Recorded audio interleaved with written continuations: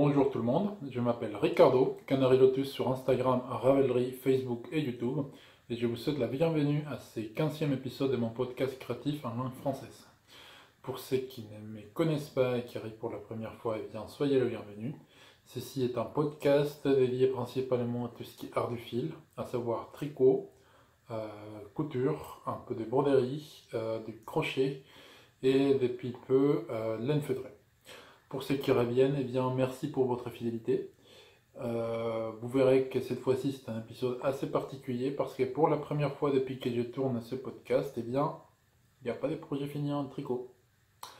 Eh bien, pourquoi c'est pas faute de l'avoir voulu, c'est qu'en fait, je suis censément en train de tricoter un châle là, qui est juste... enfin, bon, je suis abonné à des projets longs, mais alors celui-ci, chapeau, hein.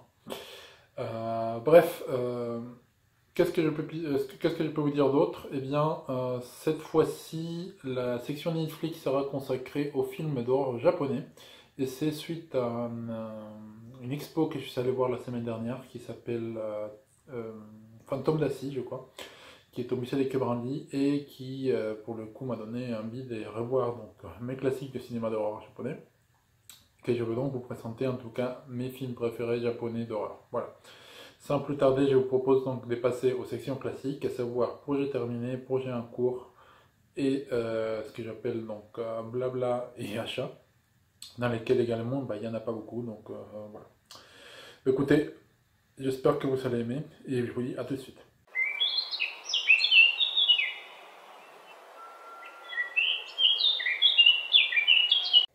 Projet terminé. Donc cette fois-ci, comme je vous disais, je n'ai pas des projets tricot à vous montrer dans les projets terminés. En revanche, j'ai on va dire un gros projet en couture à vous présenter. Il s'agit d'une toile de pantalon.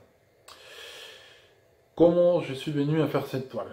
Bon, comme vous le savez si vous me suivez depuis un petit moment, j'ai acheté ma machine à coudre lors du CSF, où j'ai pris donc une Janome Skyline S5 avec d'autres tricopines, donc Céline de May by Célinette, Marie Bibounette et Ségolène. Donc on a pris à 4 et j'en suis super content de cette machine. Et il se trouve que pendant ces salons, donc CSF, il y avait également donc, la marque des patrons, les patrons de Bogos, qui est la marque des patrons de Olivier et de David de Coussumans, ce sont 3 qui était présent et qui vendait 2 patrons. Les premiers c'était les déculottés qui est un pantalon et le deuxième c'est l'élégant qui est une chemise.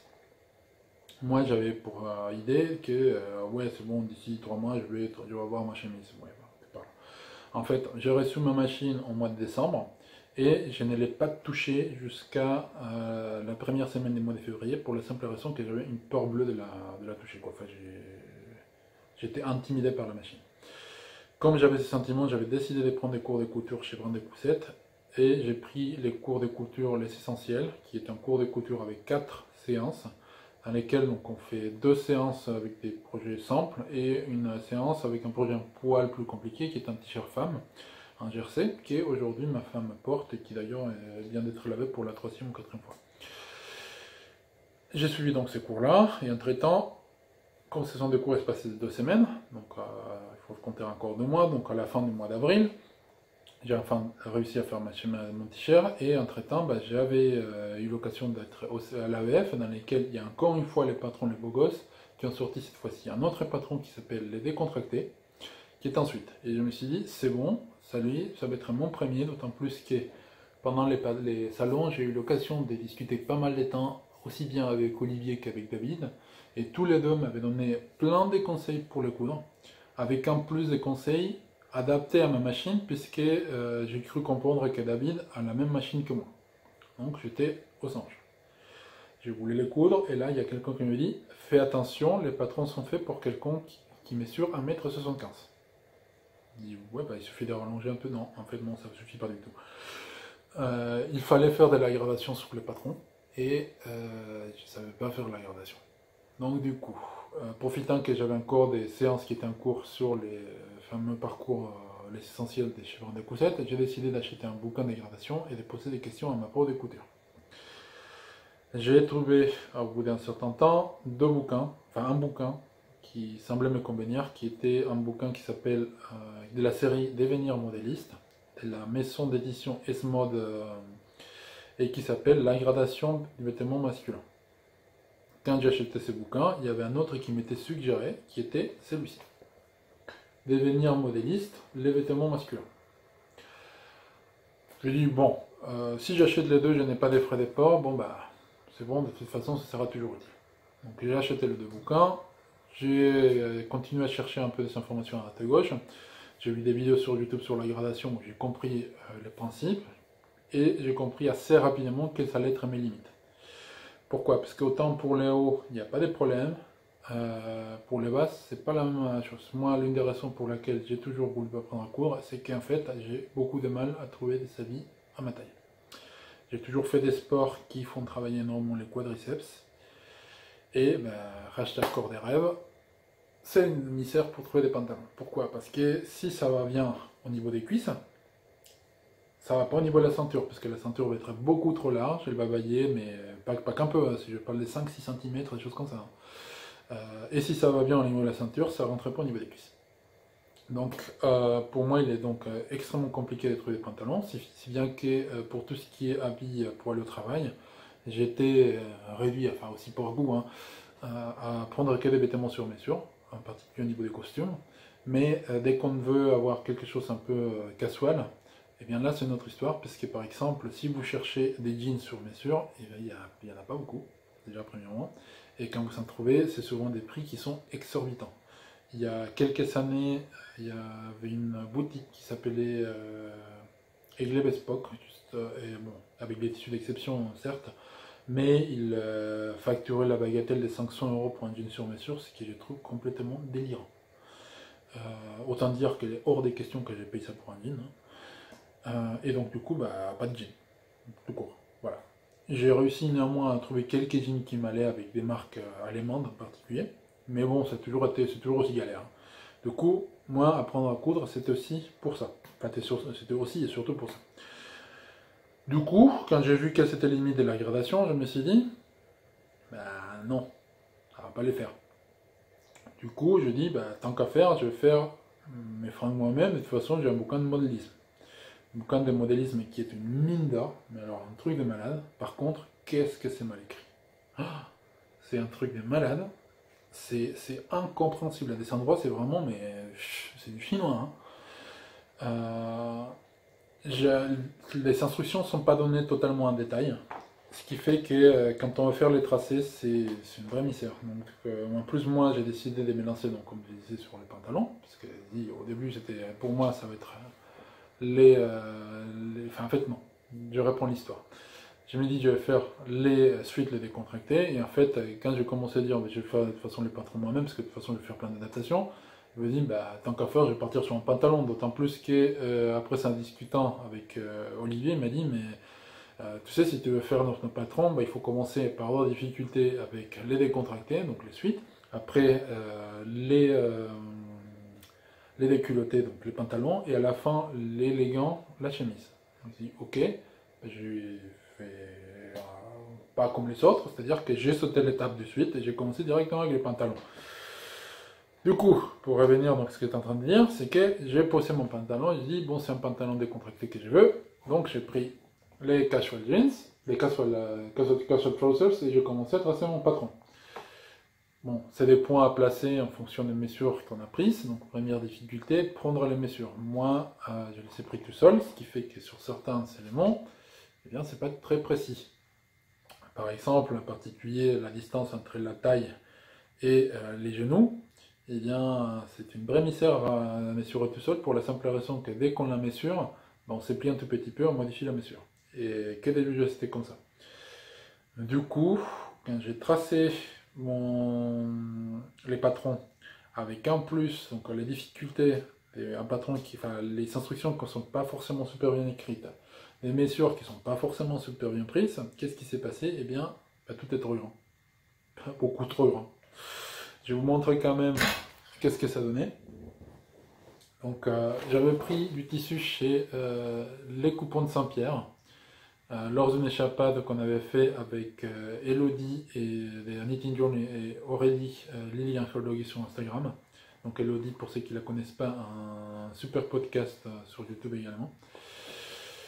Et j'avais pris cette tissu qui est d'une matière et d'une composition qui m'est absolument inconnue. Je ne sais pas ce que c'est. Le tissu n'est pas élastique, ça je le sais parce qu'il ne s'étire pas du tout. Il coûtait pas cher, il coûtait quelque chose comme, je crois que 4 € les mètres, un truc comme ça, quoi. Donc j'ai dit, bon tiens, ça va être pour une toile. J'ai coupé les patrons et j'ai cousu le pantalon. Voilà. Qui, in fine, il n'est pas si pourri que ça. À part que les tissus, il est vraiment pas adapté pour un pantalon. Je trouve qu'il est trop fin, il n'est pas assez lourd au niveau du drapé, donc c'est pas ça. Je pense que c'est plus, je sais même pas pourquoi, quel type de tissu c'est. Donc c'est ça aussi qui m'a dérangé. Et bref, indépendamment de ça, il y a tous les erreurs des gradations, enfin que j'ai fait des gradations, des patronages que j'ai fait parce que c'était trop grand. Qui pour le coup, elle est malheureusement pas portable, mais ça m'a quand même appris pas mal de choses. Donc la première, c'est faire une fourche que j'ai complètement loupée, comme vous pouvez le voir ici. Je sais pas si vous voyez. Voilà. Parce qu'elle n'est pas alignée. Et elle n'est pas alignée parce qu'à un moment donné, il y avait trop de tissu. Puisque bien évidemment, histoire de faire les trucs propres, Messi a fait ça comme un sagouin. Du coup, ça s'est pas aligné comme je voulais. Et ça a un peu décalé la fourche. La fermeture éclair pour laquelle j'ai galéré comme pas possible, mais vraiment un truc des psychopathes. J'ai la défait, refait, défait, bouillé, tout est voilà. Et à un moment donné, j'ai carrément percé les tissus tellement je m'en sortais pas.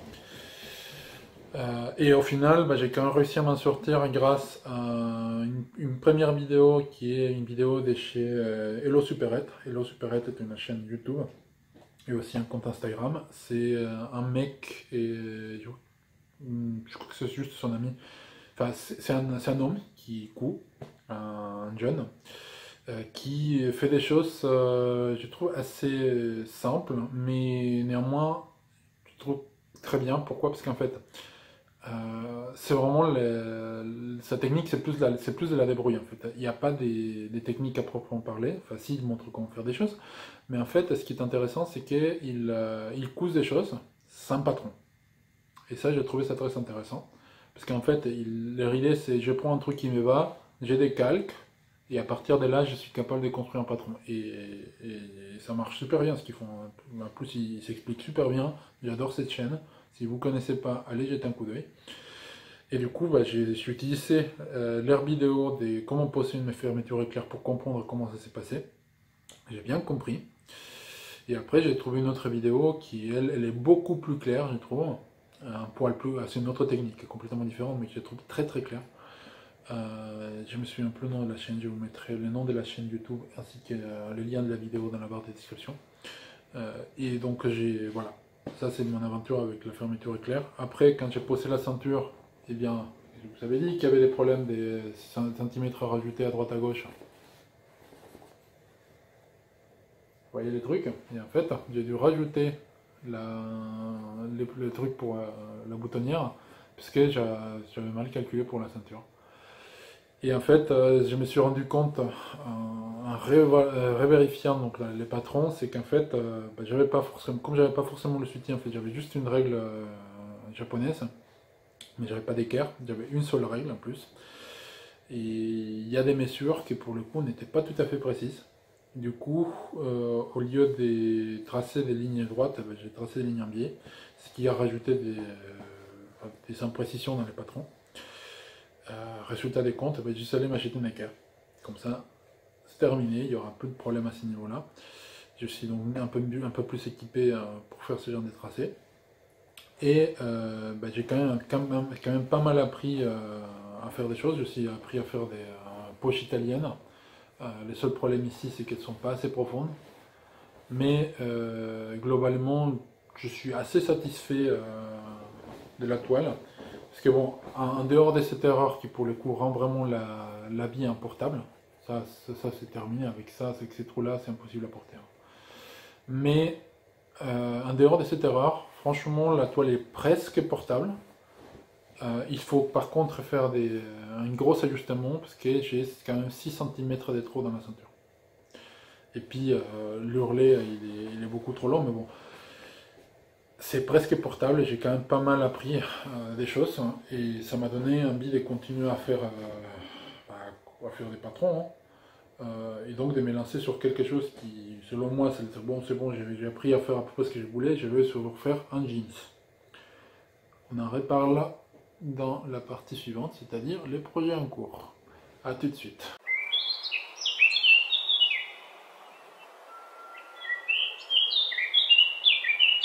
Donc projet en cours, comme je disais, j'ai décidé suite donc, à mon autre, mon pantalon, enfin ma toile de pantalon, de me lancer dans la couture d'un jeans.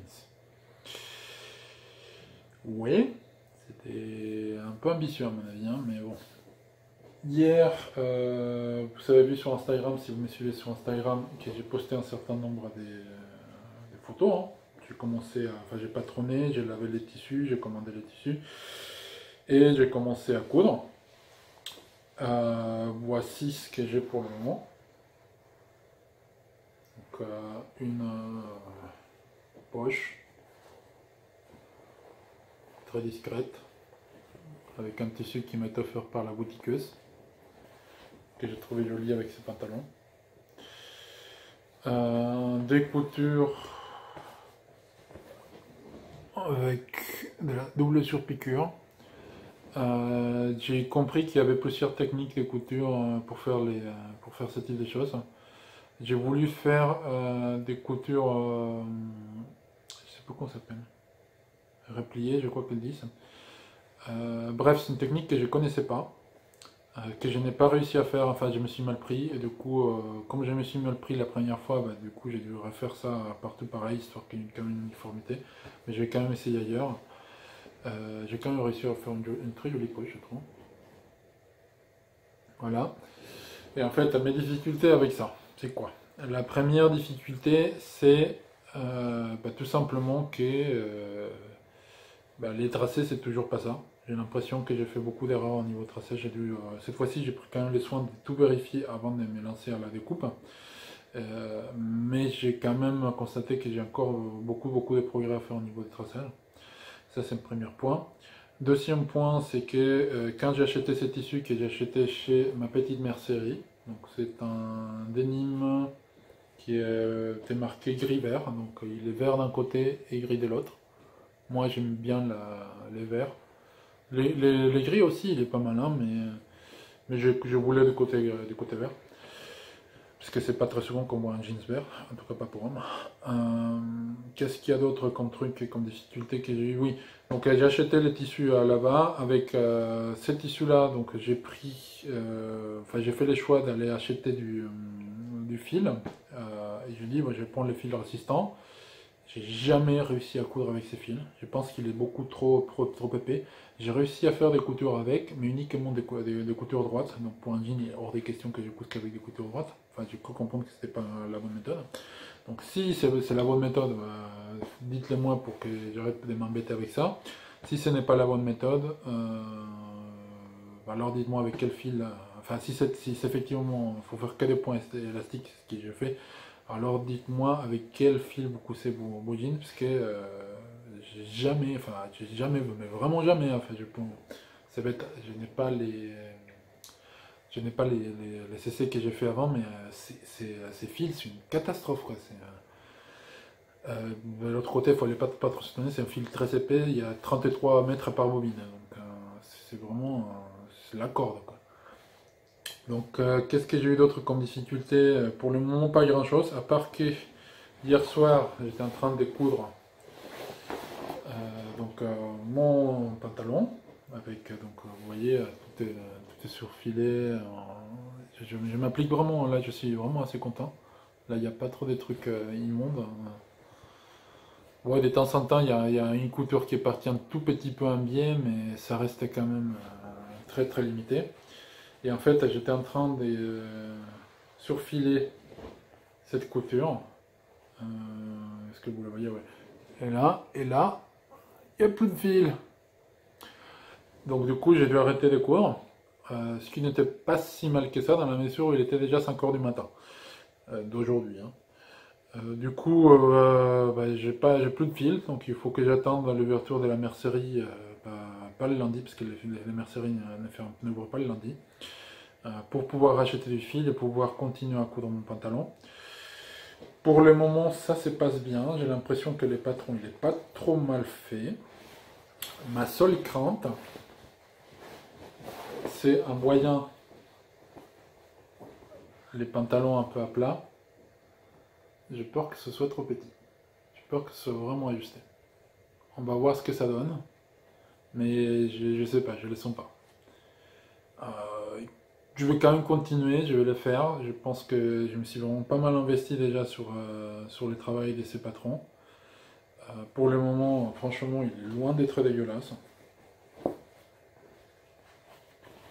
Et vraiment, enfin, je suis désolé, mais il est lourd mon pantalon pour le moment. Vous voyez? Il est plutôt propre. Non, non, je suis très content pour le moment. J'espère juste qu'il ne sera pas trop petit. Parce que pour le coup, la dernière fois, ce que j'avais fait, c'est que j'avais fait mon patron avec les marges de couture dans les patrons. Et là, cette fois-ci, je n'ai pas fait des marges de couture avec, donc marges de couture non comprises. Il se trouve que je préfère. Je trouve que c'est plus facile de travailler sans les marges de couture et puis de rajouter ce dont on a besoin. Mais du coup, je n'ai rajouté qu'un centimètre et demi, là où je pense qu'il aurait été mieux d'en rajouter deux. En plus, j'ai fait une belle boulette au niveau du positionnement pour la découpe, ce qui fait qu'à un moment donné, j'ai eu peur de ne pas avoir assez de tissus. Heureusement, j'ai eu assez de tissus, mais j'ai flippé à mort. Donc bon, on verra bien ce que ça donne. La seule chose que je n'ai pas réussi à faire, c'est la poche goussée. Donc pour tous ceux qui ne le savent pas, la petite poche qu'il y a ici dans les pantalons, la poche qui est à l'intérieur de la poche d'un pantalon d'un jeans, ça s'appelle une poche à gousset. C'était pour mettre les... Enfin, il y en a qui l'appellent poche briquet. Ce n'est pas une poche briquet, ça s'appelle une poche gousset. Et c'est parce que les montres à gousset, c'était censé être positionné là-dedans. Mais bon, voilà pour le moment de ce que ça donne mon pantalon. Je suis très content. J'ai hâte de retrouver du fil pour pouvoir continuer à les coudre. J'espère encore une fois juste qu'il ne sera pas trop serré. Mais bon, bah, je croise les doigts parce que franchement il est vraiment pas mal. L'autre jambe elle est à peu près au même état, à part que les derrière et les devants ne sont pas...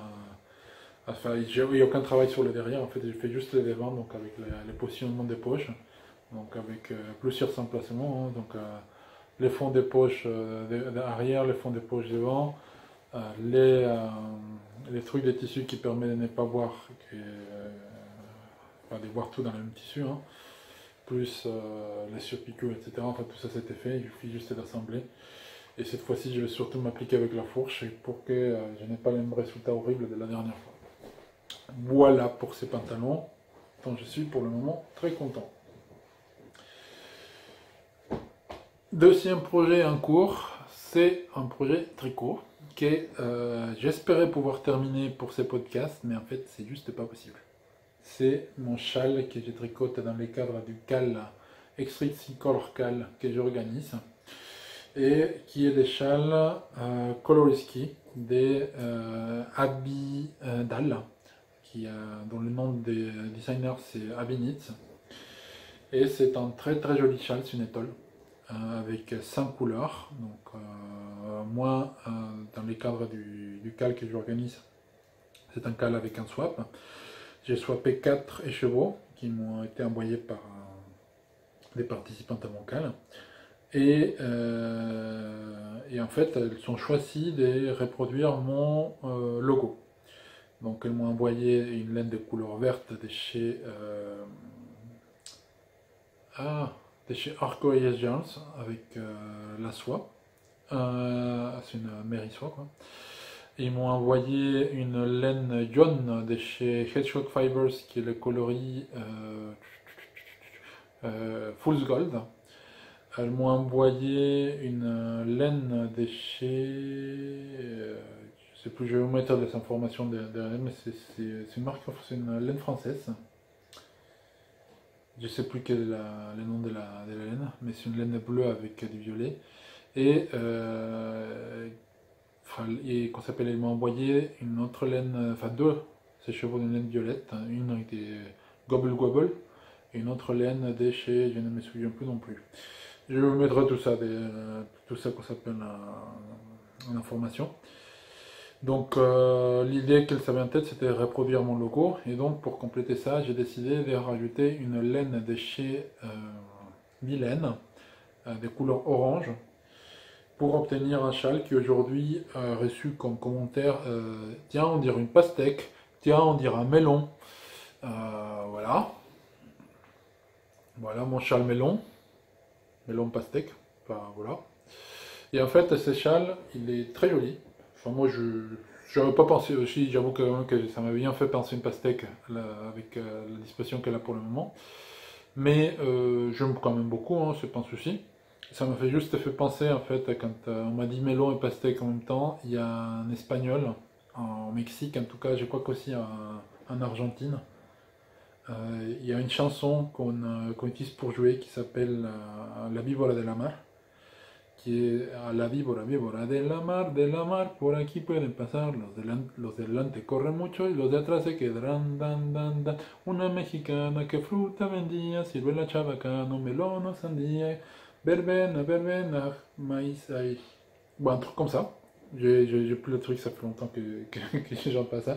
Mais bref, c'est une chanson dans laquelle on parle d'une vendeuse de fruits qui vend des melons et des pastèques. Et justement, c'est la melon no sandia, du melon ou de la pastèque, et ça m'a fait beaucoup penser à cette chanson. Du coup, j'étais même content, en fait, ça m'a pas du tout gêné qu'on m'ait dit ça. Et en fait, le problème avec ces châles, c'est quoi? Il est très beau, il n'y a aucun souci.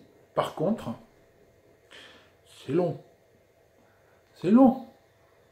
C'est une étole qui commence avec un montage des 401 mailles. Voilà.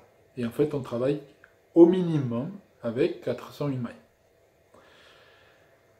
Oui, déjà, ça fait peur. Hein. Mais en fait, la première section, c'est du point mousse avec des temps en temps à jeter.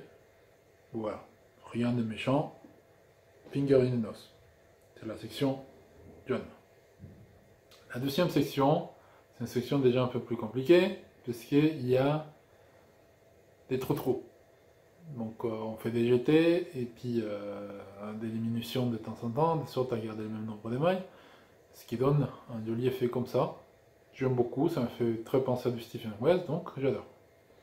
La troisième section, alors là, c'est là les drames. Je vous montre ce que ça donne, le point est très très joli, moi j'aime beaucoup ce point.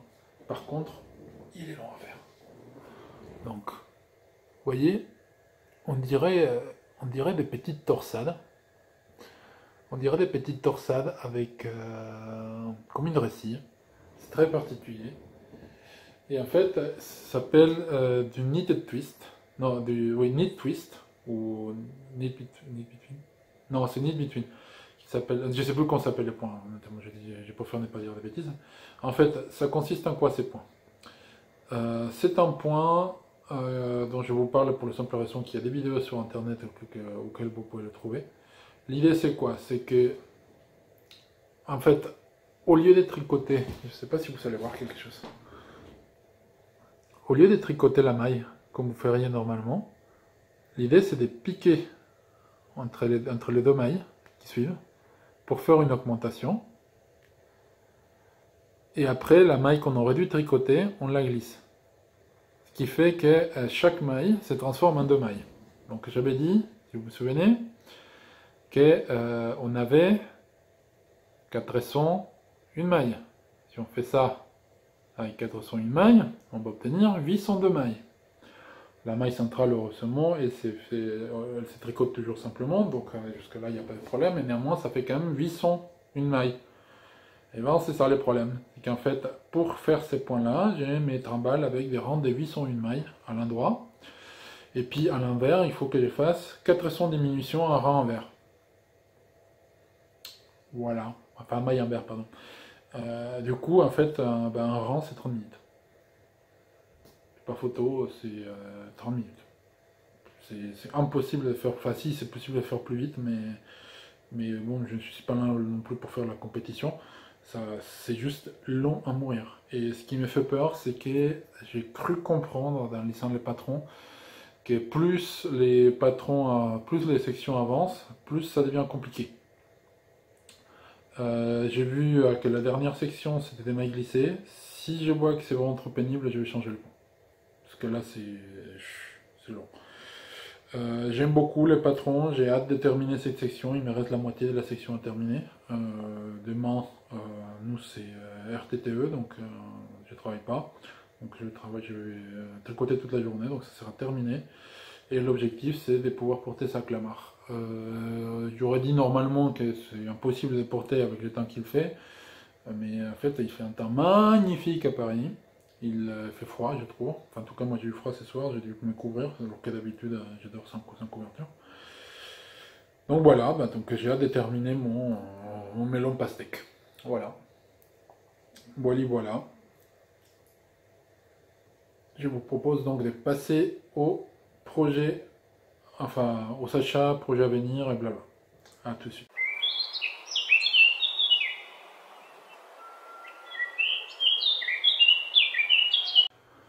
Donc, Stash and Talk, cette fois-ci, j'ai pas beaucoup d'achats à vous présenter. C'est rare. En fait, j'étais malade, encore une fois.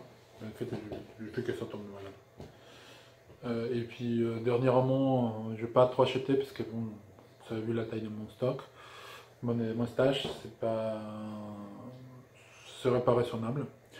Les seules deux choses que j'ai eu de nouveau dans mon stash, c'est grâce à Madame Manon. Enfin, les premières, c'est grâce à Madame Manon. Si vous ne connaissez pas Madame Manon, donc elle fait des petites figurines, elle a une boutique Etsy et elle a été au fil de la Manche et elle sera à Clamart avec Bibounette. Donc elle fait des trucs super mignons. Et en fait, elle a eu l'occasion d'aller à Amsterdam à la boutique de Stephen et Penelope. Donc c'est la boutique de Stephen West. Et je lui avais demandé si, comme elle était de passage, si elle pouvait m'acheter une laine très spécifique, qui est une laine de chez Undercover Otter. C'est une teinturière néerlandaise qui fait des couleurs très flashy. Et quand je dis très flashy, c'est très flashy. Donc forcément, ce sont des couleurs que j'aime bien. Et je lui ai demandé de m'acheter un écheveau d'une couleur jaune flashy qui s'appelle Nilbog, que voici.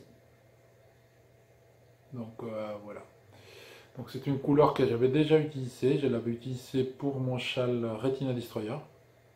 Et en fait, j'ai décidé de la racheter encore une fois. Parce que j'adore beaucoup cette couleur. J'avais des restes. Simplement que les restes, ça c'est la deuxième admission dans mon stash. C'est qu'en fait les restes, j'ai laissé échanger contre une mini de cette même laine avec Aurélie de Lilian Doggy sur Instagram, puisqu'elle avait que ça. Et elle avait besoin des 40 grammes, mais ça c'est, je crois que c'est 20 grammes ou un truc comme ça. Du coup, elle n'avait pas assez de laine, donc je dis écoute, je te file mes restes. Et puis elle m'a donné ça en échange, comme ça j'aurai ça. Qui est très bien, ce sont pas tout à fait la même couleur, mais moi ça me gêne pas. Moi je suis pas du genre à vouloir que quand j'achète un écheveau ou plusieurs écheveaux qui sont tous de la même couleur. En toute franchise, si j'achète des laines tant à la main, c'est pour qu'il y ait une certaine personnalité. S'il y a différence de couleurs, ça me gêne pas. Je vais pas alterner les écheveaux, tout comme ça.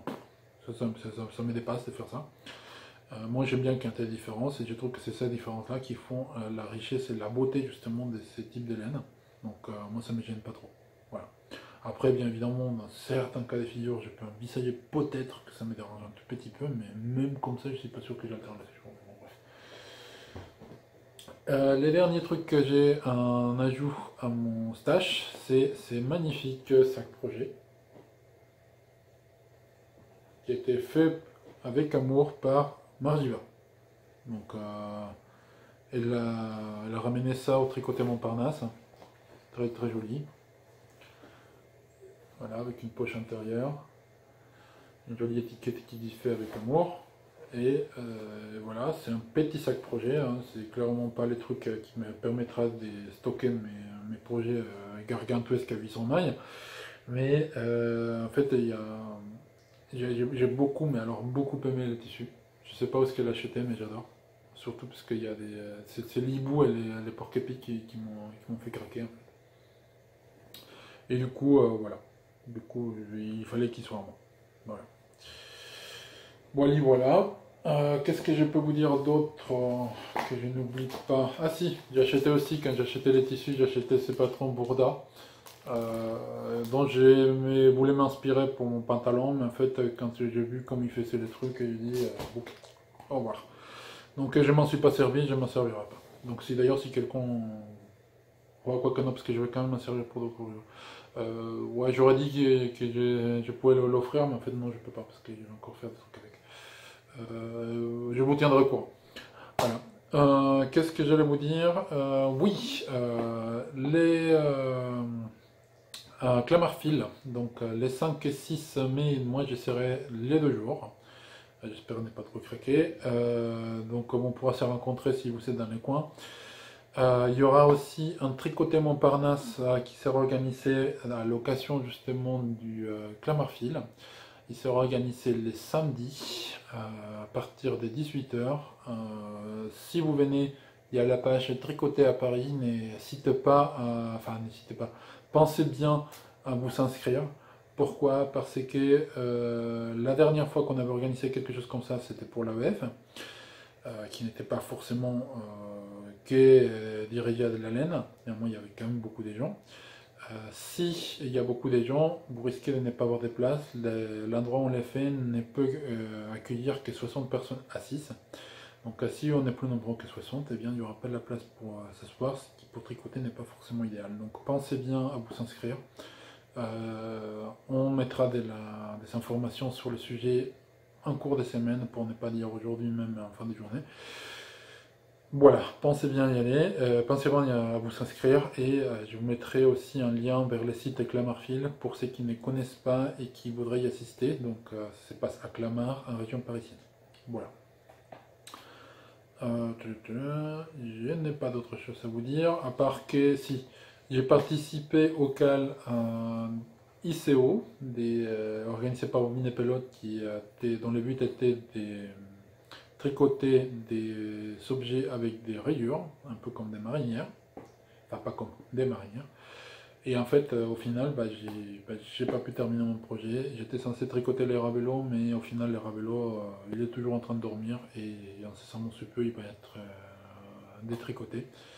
Les choix de laine que j'ai fait n'étaient pas idéal. En particulier, la laine Lotus Giants, j'avais déjà dit, j'avais beaucoup de mal à la tricoter et j'ai déjà dit aussi la dernière fois, lors du dernier épisode, ça ne me convient pas. Les laines, j'ai pas envie de faire du gâchis, donc je vais tout faire.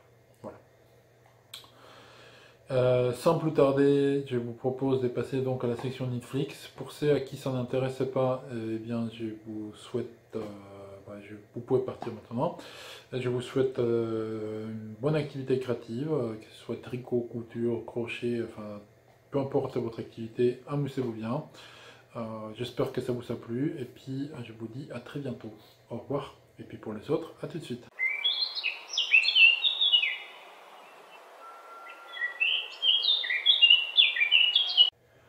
Donc, section Netflix, cette fois-ci, je vais vous présenter des films d'horreur japonais. Pourquoi?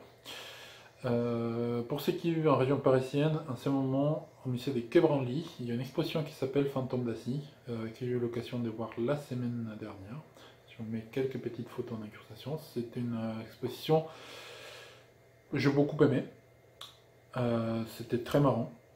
J'ai pas appris grand chose, hein, parce que je suis un fan d'horreur, que pour me faire apprendre des choses sur l'horreur, en particulier d'horreur en relation avec la culture japonaise, il faut vraiment chercher des choses. En revanche, ça m'a fait penser à des films que ça faisait longtemps que je ne voyais pas. En plus, j'ai même réussi à convaincre madame de voir un film d'horreur avec moi, donc c'était très bien.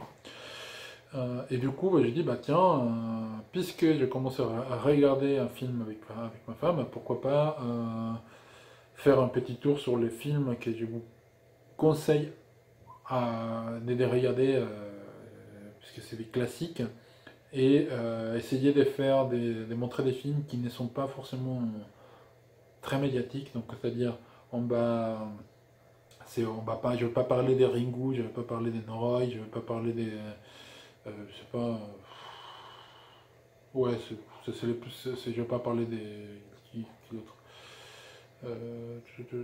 bon, ouais, peu importe. Je ne vais pas parler des films super connus ou qui ont fait l'objet d'un remake aux États-Unis.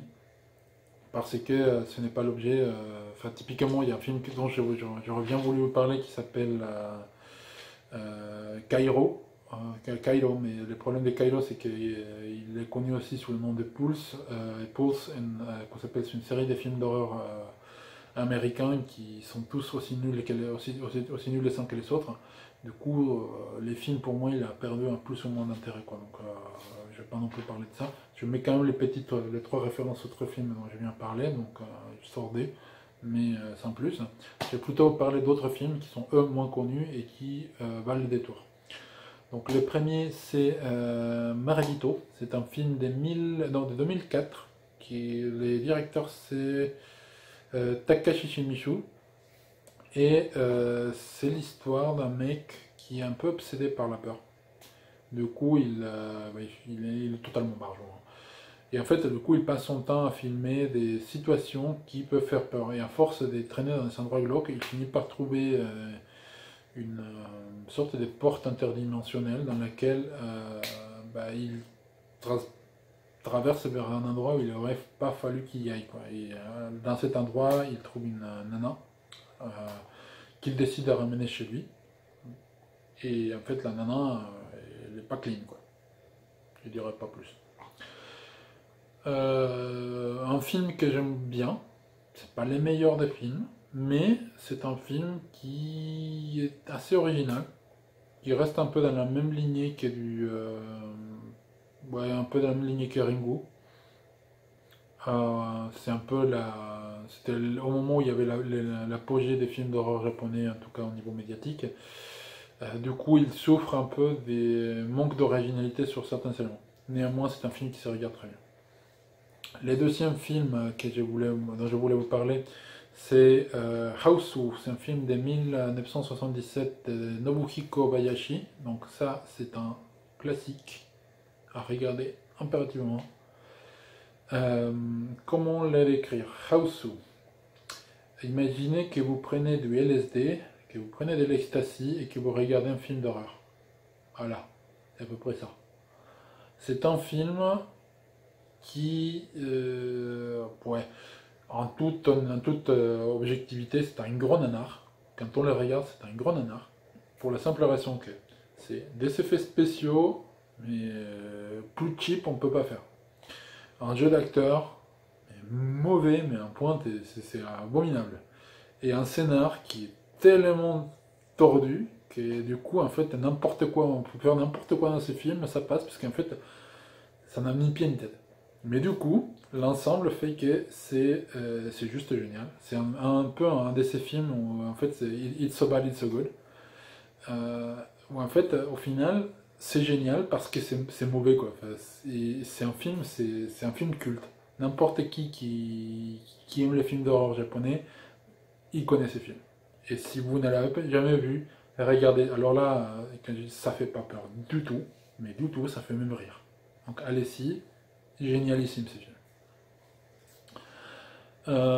Les suivants, ça va être Audition. C'est un film de 1999 de Takashi Miike. Alors celui-ci, bon, si vous aimez des films type Saw, vous pouvez y aller, sinon passez votre chemin. C'est un film extrêmement malsain. Où en fait un mec il fait passer des auditions à des filles pour devenir, je sais plus si c'était leur secrétaire ou carrément non, son épouse. Et en fait il tombe sur une nana qui est juste barjo, mais et à partir de là c'est vraiment du torture porn. Je crois même que les premières vagues de torture porn ça vient à cause de ces films, ou pas trop long. Donc un film à regarder, il est très bien. Il est vraiment très bien. C'est l'un des meilleurs films japonais d'horreur que je connaisse. En revanche, c'est pas pour tout le monde. Non, l'avant-dernier, c'est Hanomigurai Misuno Soko Kara, alias Darkwater, qui est un film de 2002 de Hideo Nakata. C'est un classique. L'histoire, c'est inspiré d'un fait divers réel, pour le coup, qui était arrivé, je sais plus si c'était à Las Vegas, je sais plus où exactement aux États-Unis. Il y a eu un cas d'une nana qui a tout simplement disparu. Elle était montée au toit pour faire je sais pas quoi, et en fait la nana est tombée dans son réservoir d'eau, et puis voilà, elle est morte. Et en fait, ils ont découvert les corps uniquement plusieurs mois, voire jours après, quand l'eau de l'hôtel a commencé à être contaminée par les corps en décomposition de la nana. Donc c'est joyeux, c'est joyeux. J'espère que je vais pas être revenu par le thème, mais bon, peu importe. Et du coup, en fait, c'est à peu près la même histoire, sauf qu'au Japon, avec une gamine et des esprits. Voilà. Je vous dis pas plus parce que sinon j'ai qu'on s'appelle, j'ai spoileré un peu trop le film, mais en tout cas c'est un très bon film à regarder, que j'aime beaucoup d'ailleurs. Et le dernier, c'est peut-être ouais, mon premier choix parmi tous ceux dont je viens vous parler, qui s'appelle Prémonition. C'est un film, enfin, il s'appelle Yogen en japonais. C'est un film de 2004 par Sumata Noro, pardon. C'est un film qui est tiré d'une BD qui s'appelle Newspaper of Terror d'Hiro Sunaka, je crois, Sunacha, je sais plus. Comme j'écris avec mes pieds, j'arrive pas à me dire. Et en fait, c'est une BD qui est très bien, où en fait, il s'agit d'un journal qui prédit que des choses mauvaises. Et en fait, une fois qu'on l'a reçu, on ne peut pas échapper à ce qui est indiqué dans les... Enfin, il y a forcément quelque chose de mauvais qui va se passer, et on ne peut pas forcément échapper à la destinée qui est indiquée dans ces journaux, mais on peut quand même choisir d'autres destinées qui sont tout aussi mauvaises. Du coup, l'histoire, ça se base sur c'est un monsieur avec sa famille qui voit ça passer alors qu'il est en autoroute, et du coup, il doit choisir ce qui va se passer. Et le film, il est très bien. Je vous le recommande vivement. Voilà. J'espère que vous trouverez ça à votre goût. Je sais que c'est pas forcément des genres de films que tout le monde aime bien. Je vais vous faire pour ça, je vais me rattraper pour ça donc la semaine prochaine. La prochaine fois avec quelque chose d'un peu plus conventionnel, à savoir probablement des films d'action. Tiens, ça fait longtemps que je n'ai pas regardé des films d'action. Ou sinon des films, ça peut être aussi des films de super-héros, ça peut être tout n'importe quoi. Si vous savez des films dont vous voulez que je parle, bah, faites-moi signe. Vous pouvez poster une suggestion, je pourrais prendre ça aussi en considération. Sinon, bah, je verrai bien ce que je trouverai pour la prochaine fois. Sur ce, je vous souhaite une très bonne semaine. Je vous dis à très bientôt. J'espère vous voir à Clamart si vous venez à Clamart. Tricotez bien, coussez bien, crochetez bien, amusez-vous bien avec tous vos loisirs créatifs et à très bientôt. Au revoir.